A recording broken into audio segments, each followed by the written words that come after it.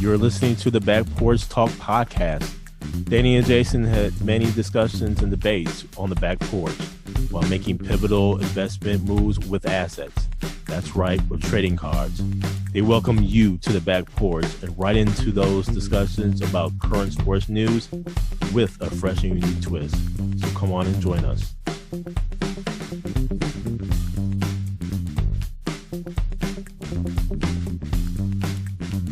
Welcome to the Back Porch Talk podcast. I'm your co-host, Jason. Your co-host, Danny. Fans, we got a full show for you today. NFL playoffs. It is here, and oh boy, what a shocker, man. Danny, I did not see this coming. The Green Bay Packers beat the Cowboys 48-32. It wasn't even that close. I would say 48-16 with about, 6 minutes left in the game. Mm-hmm. And Jordan Love goes 16 for 21, 272 yards, 3 touchdowns, no interceptions, perfect QBR rating, perfect rating. This was just a pure dominant performance. I didn't see it coming. I thought it was going to be high scoring on both sides of the ball by both teams actually, and with the Cowboys actually winning. And it's not so much the question of where's my faith. It was more so a matter of, we're talking about the youngest team in the NFL, the youngest team in NFL history making the playoffs. And they come into Dallas's home and acts like it's their home. Aaron Jones goes for 21 carries, 118 yards, 3 touchdowns. I mean, pure dominant performance. And I'll just say this, to me, the Dallas Cowboys did not exploit the Green Bay Packers' weakness in the defense, and that's in the middle of the field. They tried to, for the Packers to win the toss and take the ball first offensively. I think that was a key decision. Cowboys can't play that well from playing from behind, and the Packers showed that. Just the mixture of weapons that the Packers had on offense. You have Dobbs, you have Musgraves, Wicks, you have Aaron Jones, you have Christian Watson, you have Bo Melton. I mean, you have, and Reed, you have some weapons here that the Packers are growing with. And just a pure dominant performance, Danny. I got some more to say about this, but what do you have to say about this game? Some doubt set in at the beginning as soon as Green Bay scored. I don't know why, but it's one of those things where they didn't look scared. Mm-hmm. They didn't look intimidated, and Dallas couldn't get to Jordan Love throughout the whole game. And another thing, truth be told, is Aaron Jones is fresh. Yes. He missed most of the season. So Yep. When you're playing against a team, all these teams that have been playing all these games, 18, 19 games, whatever it is, they're worn down, especially, on the defensive side of the ball, and you have someone in, it's a top-tier running back, I hate to say it, but he is, and he's missed all year. You get a bonus chip here. Yep. And it's somewhat, and that's where I think if he would have been involved more in the season, that may have helped them. From a standings perspective, they're playing with house money. And I look out on the Dallas side of the ball, there are no adjustments made. These dudes are running wide. I mean, the ball was just floating.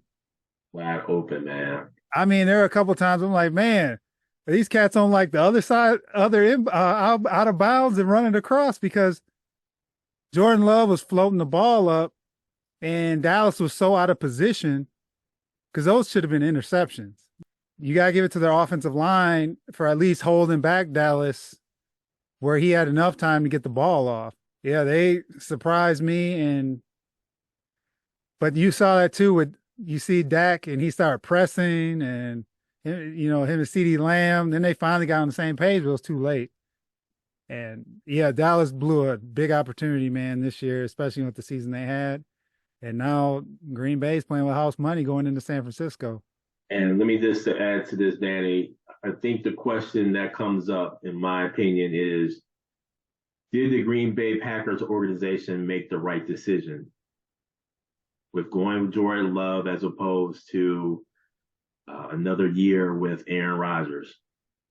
No one could have predicted what happened to Aaron Rodgers, him getting hurt, whatever the case may Mhm. be. Well, let me just tell you, it really feels like Jordan Love took some great notes from some great. I mean, it Mhm. he looked very similar to Aaron Rodgers, whether it's going off of both feet or just how he was throwing. I mean, it was very similar there. And the question is, did the Packers organization make the right choice?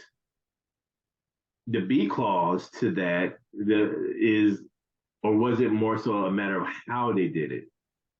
I think Mhm. they made the right choice, but I think it was how they did it. You don't treat, in my opinion, players, veteran players at that, who won you a championship, kept you in a championship conversation over the years, um, who put their bodies on the line. Yes, they got paid for it. Don't get me wrong, but you don't treat players like that the way that you do, Mhm. the way that you did.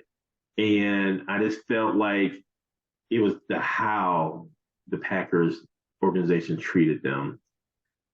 But man, they saw something in Jordan Love that we just didn't see, whether it was in spot duty or in preseason games.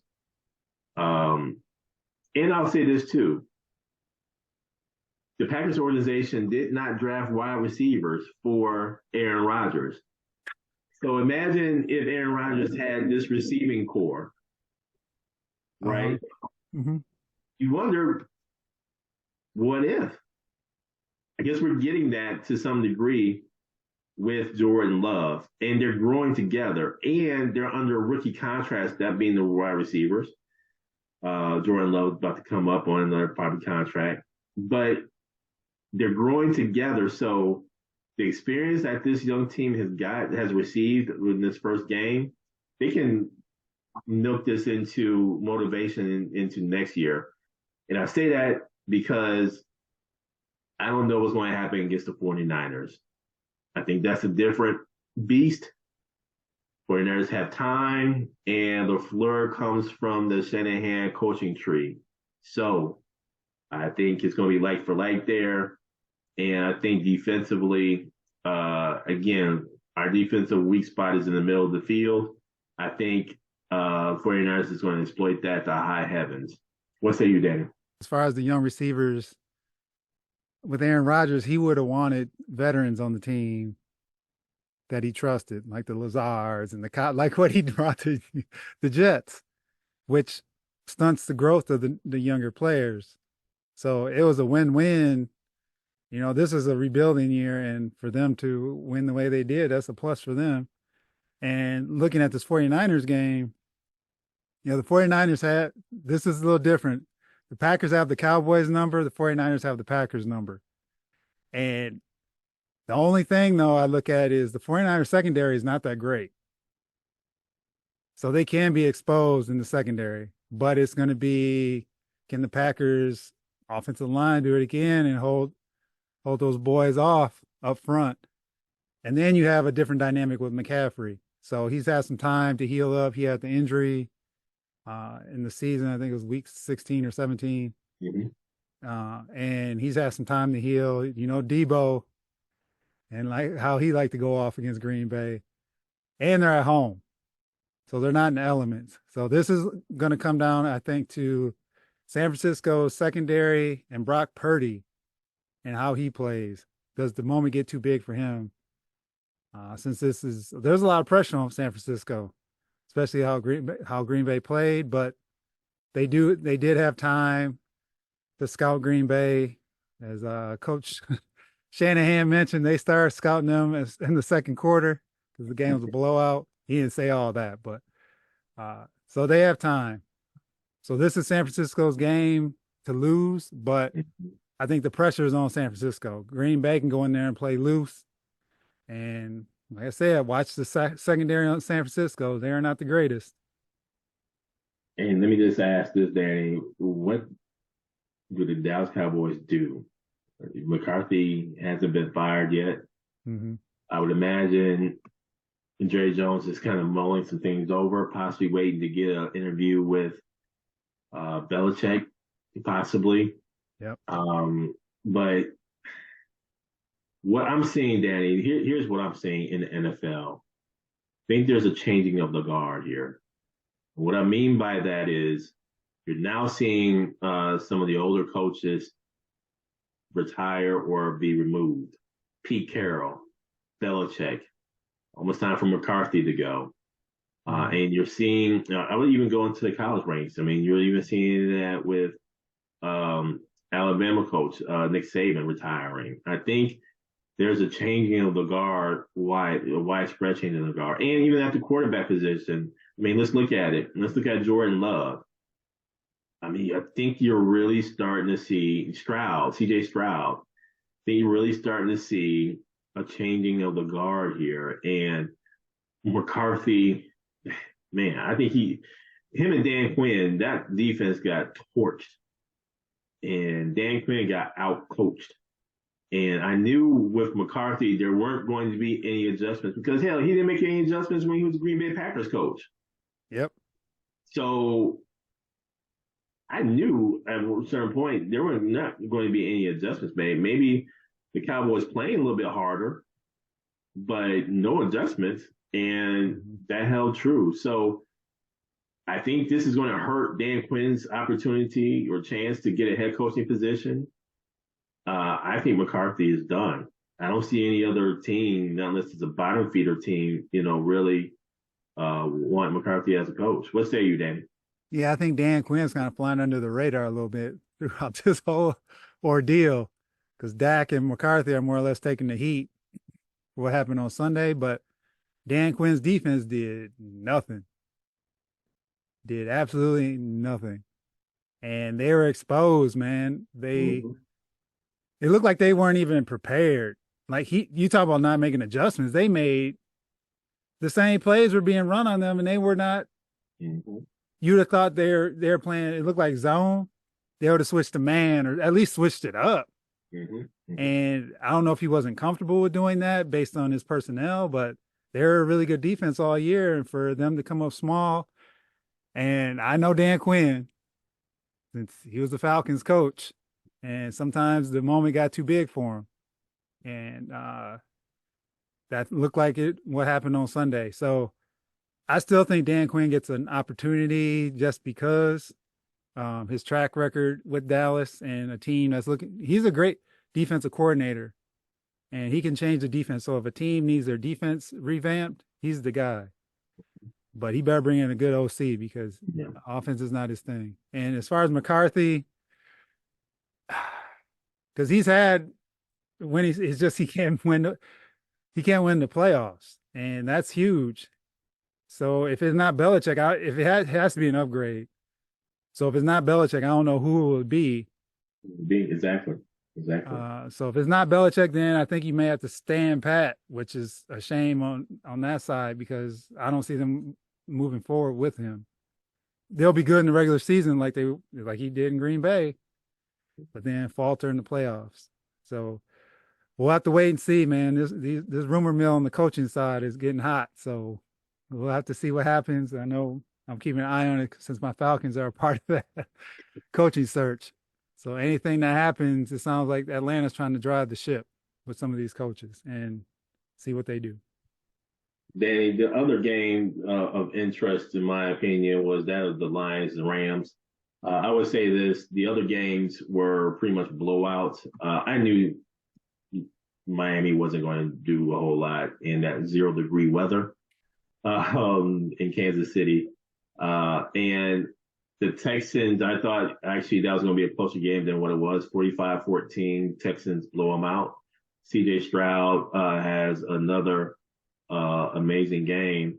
But the one game that really stood out to me was that, again, that of the Lions and Rams, and where the Lions finally host a playoff game. First of all, they're finally in the playoffs, first time in like close to 30 years, let alone they're hosting one. And Jared Goff goes for 277 yards, one touchdown, no interceptions. But it was just the fact that, man, it was good to have playoff football in Detroit once again. This was a game, a get back game, if you will. Matthew Stafford comes back into Detroit, tries to do it up, 367 yards, 2 touchdowns, no interceptions. But this couldn't prevail, man. In Detroit does the thing. So a great game. As far as divisional foes, and I said this before, as far as divisional foes, man, I have to say that my favorite one would be the Detroit Lions because they've been in, man, no man's land forever. Straight purgatory. Man, and it's good to at least give this to the fan base. Not give it, excuse me. They've earned the right to be in the playoffs, and by them earning the right to the playoffs, the fans can rejoice. So it was good to see that in Detroit. What say you, Danny, about the NFL playoffs this past weekend? Jason, a couple things. That Texans-Browns game was actually closer than it looked. Going into the second half, the Browns were trailing by 10. And then Joe Flacco, I said last show, he was due for a dud, and he threw 2 pick sixes, and they couldn't recover after that. So the game was over. But the Browns were moving the ball. It was just a shame to see them go out like that. And then as far as the Buffalo Bills and Pittsburgh Steelers were actually, they came back on the Buffalo Bills and were down a touchdown in the fourth quarter and just couldn't execute in the end. So tough to see Tomlin and the Steelers go out. They didn't have TJ Watt, which was huge, but they at least gave a fight. So they're out. Philadelphia, you talk about laying a dud. That was hard to watch. You know, congrats to the Buccaneers, but man, Philadelphia, you talk about some decisions that need to be made. They were at 10-1 at one point, and to finish the way they did, and the guys, it just didn't look like they're giving, maximum effort. The defense wasn't tackling. Offense looked all out of sorts. So Nick Sirianni, I think, is on the hot seat as well. And then as far as the Dolphins, Chiefs, yeah, that cold Miami didn't want any of that. And Kansas City took care of business. And then that last game, Detroit Rams, I thought was the game of the weekend. That was a great game. And there were some decisions that McVay, especially in that fourth quarter, where he could have went for it, and he didn't, and which ended up costing the Rams ultimately the game. So congratulations to Detroit.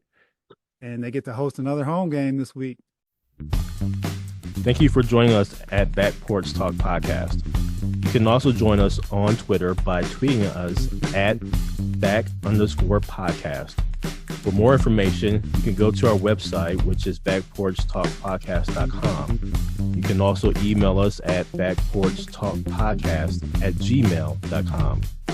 Again, thank you for joining us, and remember that there's enough hate in the world, so go ahead and spread a little love.